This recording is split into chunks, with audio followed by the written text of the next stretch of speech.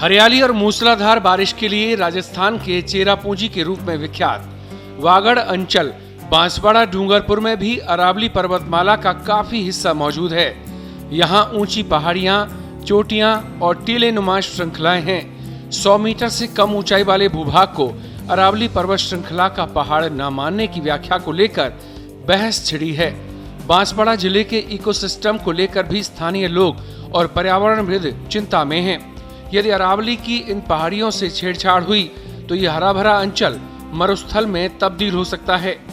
बांसवाड़ा जिले की पहचान यहाँ होने वाली औसतन 900 mm से अधिक बारिश है। विशेषज्ञों का मानना है कि इस भारी बारिश का मुख्य कारण यहाँ स्थित अरावली की सघन पहाड़ियाँ ही हैं। जिले के लगभग 70% पहाड़ 100 मीटर से कम ऊंचाई के हैं। अब नए नियमों की आड़ में यदि इन छोटे पहाड़ों को कानूनी संरक्षण से बाहर कर खनन या फिर अन्य गतिविधियों की अनुमति दी गई तो पारिस्थितिकी तंत्र पूरी तरह ध्वस्त होने की आशंका रहेगी। विशेषज्ञों का कहना है कि अरावली पर्वत श्रृंखला हिमालय से भी पुरानी है।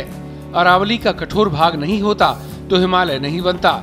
इसके निचले भाग में इंडो ऑस्ट्रेलियन प्लेट है, ऊपर है साइबेरियन प्लेट, इस पर यूरेशियन प्लेट है। इनके बीच टेथिस सागर था जिसके कारण ही हिमालय बना था। अरावली अर्ध्य युग की रचना है जबकि हिमालय तृतीय युग की। यही कारण है कि अरावली को गोंडवाना लैंड भी कहा जाता है।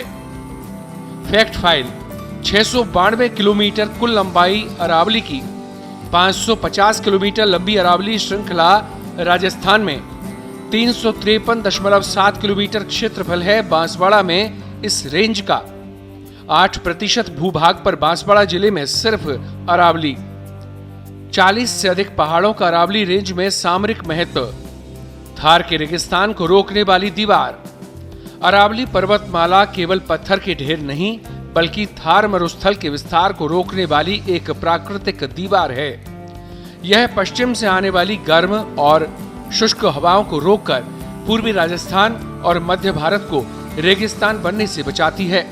शोधार्थियों का तर्क है कि पहाड़ केवल धरातल के ऊपर नहीं बल्कि जमीन के अंदर भी 100 मीटर तक फैले होते हैं। ऐसे में ऊंचाई के आधार पर पहाड़ की परिभाषा तय करना तर्कसंगत नहीं है। GGTU बांसवाड़ा की शोधार्थी रंजिता यादव का कहना है कि मानसून की 2 में एक शाखा जो कि बंगाल की खाड़ी से उठती है, अरावली पर्वत श्रृंखला इससे रोककर पूर्वी राजस्थान में बरसने को मजबूर करती है।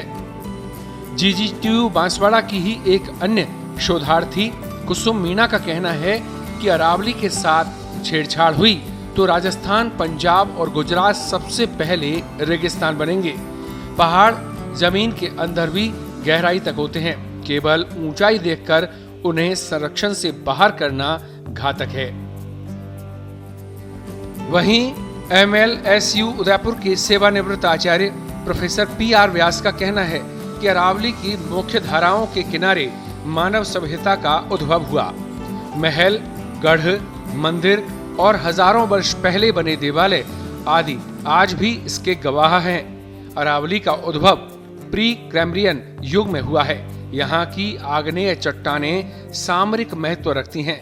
यह भविष्य का भी सुरक्षा कवच है। इसे उजाड़ा नहीं जा सकता है। राजस्थान पत्रिका के लिए बांसवाड़ा से अनुपम दीक्षित की रिपोर्ट।